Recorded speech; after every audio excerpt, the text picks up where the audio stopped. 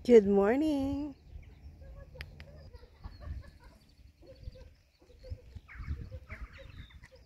Ang ganda ng panahon. Lumalago na yung bagong tanim.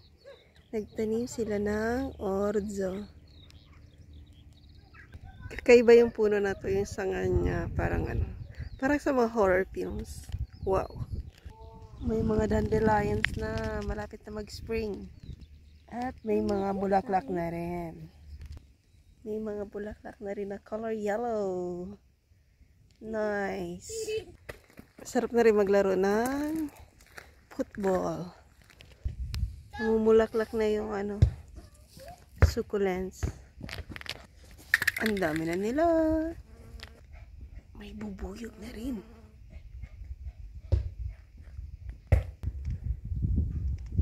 Yung may edad na namin na olive tree. May mga bagong dahon na yung roses. Nice. May mga iba na nagpa-practice. Lumipad. Hindi sila sumama doon sa mga migrant evasion. Ganda ng panahon. Tumigil na yung ulan at hangin. Naghahanda na ang pagtanim para sa darating na summer. Hello mula sa aming mga alaga. Ready na to. Wow, pwede nang gulayin.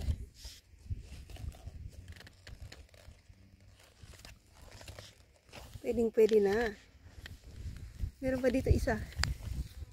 Nice. Kailangan gulayin na kasi.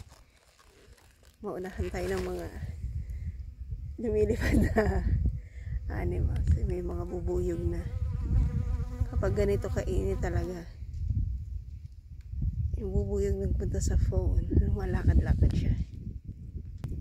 Ito yung mga karchofi. Na siya? Tumaba na siya. Sana mamunga siya ngayong taon. Pero bagong bili lang namin to eh. Sana. Ganda nitong puno na to, no? Kapag ka-winter, lagas lahat ng dahon niya. Tapos kapag ka-summer, puro yan dahon, di ba? Ganda. Mga bagong tubo na rin yung mga halaman. Ito yung kulay pink yung bulaklak eh. Yung ano ba to? Strawberry namin wala pa.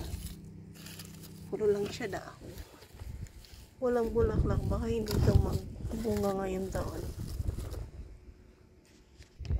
Mga succulent pa rin. Yan, may mga bulaklak na siya.